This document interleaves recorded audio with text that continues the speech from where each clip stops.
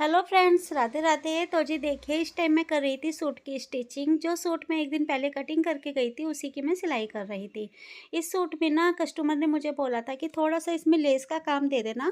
तो मैं इसमें लेस जो लेकर आई थी ना, वो सीक्वेंस की लेकर आई थी और पिंक कलर में सेम ये इसी कलर के सूट की कलर की लेस लेकर आई थी, जो इसमें बहुत ही अट्रैक्टिव लग रही थी, बहुत ही देखने में सुंदर लग रही थी। और लेस के साथ ही ना मैंने इसमें बटन का काम भी दे दिया था। तो जो रेडीमेड बटन बने हुए आते हैं ना, मैंने वो वाले बटन लगाए थे। इसमें जो कपड़े के बटन होते हैं वो मैंने इसमें नहीं लगाए, क्योंकि फैंसी सूट है तो फैंसी सूट में ना फैंसी चीज़ें ज़्यादा अच्छी लगती हैं। और जो बटन होते हैं ना, वो अगर हम कॉटन के सूट में लगाए ना, उसी के कपड़े के, तो वो ज़्यादा अट्रैक्टिव होते हैं। क्योंकि कॉटन के सूट में अगर हम कपड़े के ही बटन लगाएँ तो वो ज़्यादा देखने में बहुत सुंदर लगते हैं, और अगर हम फैंसी सूट में फैंसी ही काम दें ना, तो वो ज़्यादा अच्छा लगता है। तो कपड़े के हिसाब से ही और उसकी कढ़ाई के कपड़े में क्या काम है, उसी हिसाब से हमें कुछ उसमें डिज़ाइन देना पड़ता है, क्योंकि देखिए हर एक चीज़ सब चीज़ों पे अच्छी नहीं लगती है। अगर हम कॉटन की लेस लगाते हैं तो कॉटन की लेस फैंसी सूट में इतनी सुंदर नहीं लगती, जो कॉटन की लेस सिंपल कपड़ों में ज़्यादा अच्छी लगती है।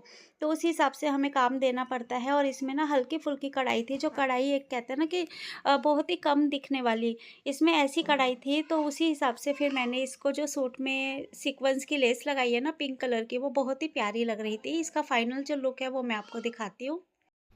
और देखिए, जो 2 सूट थे ना जो मैंने कल कटिंग करे थे, इन दोनों के साथ की सलवारें थी। सलवारें दोनों स्टिच हो चुकी थी और इनके ब्लाउज़ भी थे। ब्लाउज़ मुझे पहले देने थे, तो ब्लाउज़ के साथ ना ये सलवारें भी लेके चली गई थी। कहा कि जो सलवारें सिल गई हैं, जो कपड़े सिल गए हैं, वो मेरे को दे दो। बस इनके 2 सूट रह गए हैं और ब्लाउज़ रह गए हैं। अभी प्लेन ब्लाउज़ हैं, उसमें भी इन्होंने थोड़ा बहुत डिज़ाइन करवाया है, तो वो भी मैं आपके साथ ज़रूर शेयर करूँगी। क्योंकि उसमें ना बहुत, जो ये कस्टमर है ना, ये मेरी रेगुलर कस्टमर हैं और ये काफ़ी सालों से मेरे से काम करवा रही हैं। और इनका जो होता है ना, ये कभी भी कोई भी कपड़ा बनवाती हैं, तो उसमें थोड़ा बहुत ये डिज़ाइन है या कुछ भी, मतलब उसमें बटन का काम करवाएँ, लेस का करवाएँ, पाइपिंग का करवाएँ, करवाती ज़रूर हैं। और बहुत ही सूट देखने में ना जब बन के आता है, तो बहुत ही अट्रैक्टिव लगता है। और इस बहाने ना हमें भी दिन ब दिन कुछ ना कुछ सीखने को मिलता है। तो देखिए, ऐसा नहीं है कि मैं इतने सालों से सिलाई कर रही हूँ तो मुझे सब कुछ आता है। मैं कभी भी अपने आप को बड़ा नहीं मानती, क्योंकि हर दिन ऐसा होता है कि कुछ नया सीखने को मिलता है।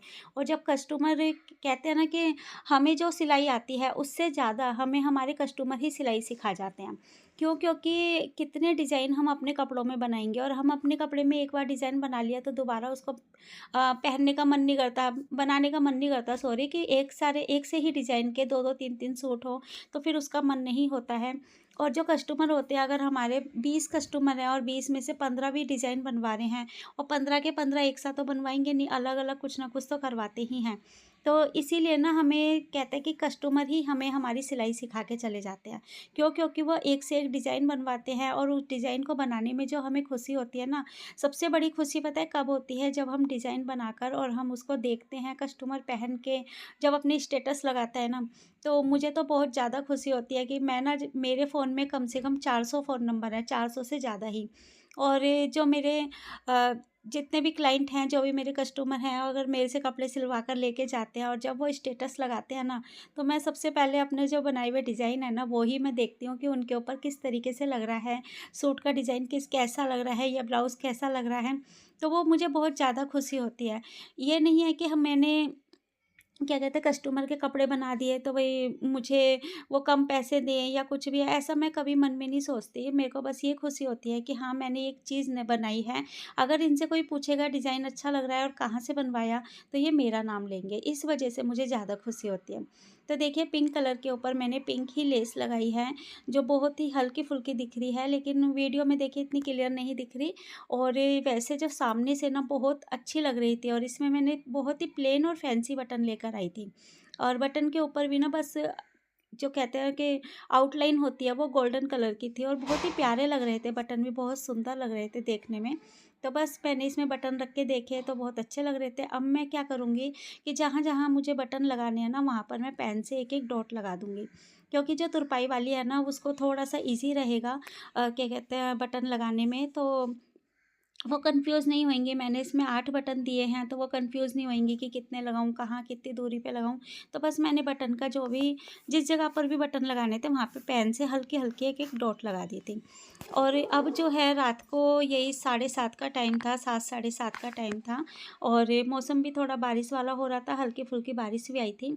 और बाहर आप देख ही रहे हैं कि थोड़ा अंधेरा हो गया है और अब जो है ना मैंने अल्टर लेकर बैठी थी क्योंकि ना अल्टर भी कभी हमें ये नहीं सोचना चाहिए कि बस हमें नया ही काम लेना है और अल्टर भी हमें लेनी चाहिए। अल्टर के लिए कभी कस्टमर को मना नहीं करना चाहिए और ऐसा नहीं है कि मैं मना नहीं करती, मैं कुछ अल्टर मना भी कर देती हूँ। जो मेरे रेगुलर कस्टमर हैं जो मेरे से स्टिच करवाते हैं तो उनका छोटा-मोटा काम मैं ले भी लेती हूँ। तो ये देखिए बच्चे की शर्ट थी जिसके ऊपर पॉकेट लगानी थी, उन्होंने पॉकेट बच्चे ने निकाल दी होएगी तो उन्होंने कहा कि ये वाली पॉकेट ना इसमें अटैच करके दे देना। बस इसमें ज़्यादा काम नहीं था, बस पॉकेट ही लगानी थी, तो मैंने मना नहीं करी क्योंकि देखिए जो कस्टमर हैं वो हमसे कपड़े सिलवाते हैं तो अल्ट्रेशन लेकर कहाँ जाएँगे और अगर वो अल्ट्रेशन लेके बाहर कहीं पर भी जा रहे हैं और उन्हें वहाँ की सिलाई पसंद आ गई, वहाँ के रेट पसंद आ गए, तो हमारे कस्टमर तो टूट जाएँगे। इसीलिए कभी भी अपने रेगुलर कस्टमर का अल्ट्रेशन कभी मना मत करो, उनका काम ले लेना चाहिए। और मैंने आपको बताया ही था पहले वीडियो में कि मैं रेस कोर्स में रहती थी और वहाँ पर जब मेरे पास बच्चे अल्टर लेकर आते थे ना कि चाची हमारा ये कर दो, वो कर दो, तो फिर मैं वहीं से ही आगे बढ़ी हूँ। मैं कोई ये नहीं है कि डायरेक्ट मेरे पास सिर्फ़ सूट की सिलाई आई है।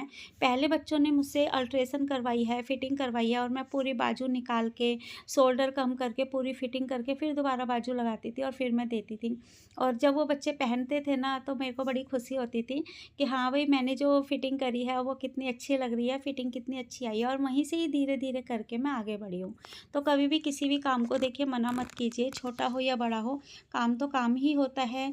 और अगर कोई कस्टमर काफ़ी कस्टमर ऐसे होते हैं कि चलो अल्टर करवा के देखते हैं, फिटिंग अच्छी आएगी ना, तो हम इन्हें नया सूट देंगे, नए मतलब नया कपड़ा देंगे। तो इस चीज़ से भी हमारी जो दुकानदारी है, जो हमारा काम है बुटीक का, वो बढ़ता है।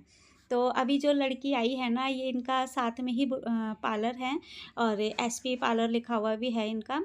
तो ये पार्लर में ही लड़की है, इसने भी मुझसे ना एक कोट सेट फिटिंग करवाया था और फिटिंग करवाने के बाद ये मेरे अभी फ़ोन पे बात करते-करते मेरे से कह रही थी कि अगर मैं सूट लेकर आऊँ तो आप सिल दोगे और कितने दिन में दोगे? तो बस देखिए इसी तरीके से ही हमें अपने काम को आगे बढ़ाना चाहिए और अगर आप घर से काम कर रहे हैं, तो घर पर भी अपने काम के लिए देखिए बोर्ड लगाइए और बोर्ड लगाने के बाद जो भी काम आ रहा है उसको मना मत कीजिए। अपनी एक टीम बनाइए जिस तरीके से मेरा है कि मैं ब्लाउज़ और जो कुर्ती है वो मैं सिलती हूँ, सलवारें जो होती हैं वो दीदी को देती हूँ और जो पैंटें होती हैं वो मैं अलग लड़की को देती हूँ।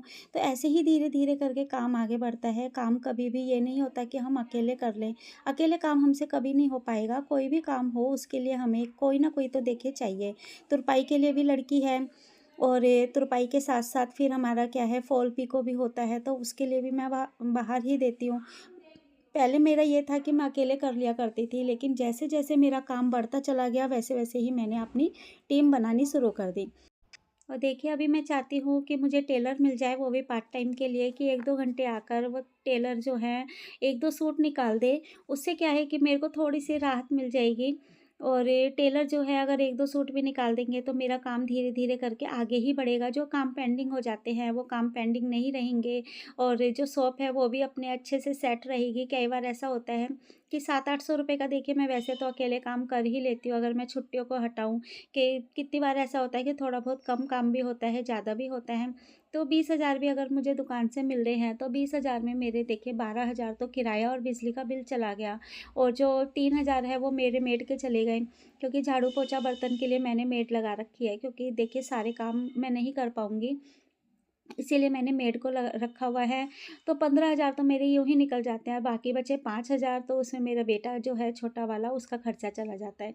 क्योंकि मैंने जब दुकान करी थी और दुकान के हिसाब से ही मैंने बेटे को अच्छे स्कूल में डाल दिया था कि कोई बात नहीं भगवान ने अगर फ़ेब में मेरे को दुकान दी है और अप्रैल में उसका एडमिशन करवाना भी पड़ रहा है तो कोई बात नहीं। इसी वजह से मैंने कहा क्या पता भगवान जी ने काम को आगे इसीलिए बढ़ाया है कि मेरे बेटे का अच्छे स्कूल में एडमिशन हो जाए। तो बस मेरा अभी जो है यही खर्चा निकल रहा है, तो मैं बस इतना ही, इतने में भी मैं खुश हूँ। और आगे काम बढ़ाने के लिए मैं चाह रही हूँ कि पार्ट टाइम के लिए कोई टेलर मिल जाए, जो 2-3 घंटे आकर या 1-2 घंटे आकर भी वो काम कर जाए, तो मेरा काम धीरे-धीरे करके और आगे ही बढ़ेगा। और चाहने को तो मेरा बहुत ख्वाहिशें हैं, बहुत इस काम को आगे बढ़ाने की है, तो वो भी समय आएगा और वो भी काम आगे बढ़ेगा। तो बस वीडियो को यहीं पर ही एंड करती हूँ और आशा करती हूँ कि आज आपको हमारा ये छोटा-सा व्लॉग पसंद आया होगा। अगर आपको हमारी ये वीडियो पसंद आती है तो प्लीज़ इसको लाइक, शेयर, सब्सक्राइब करें। मिलते हैं नेक्स्ट व्लॉग में, तब तक के लिए राधे राधे।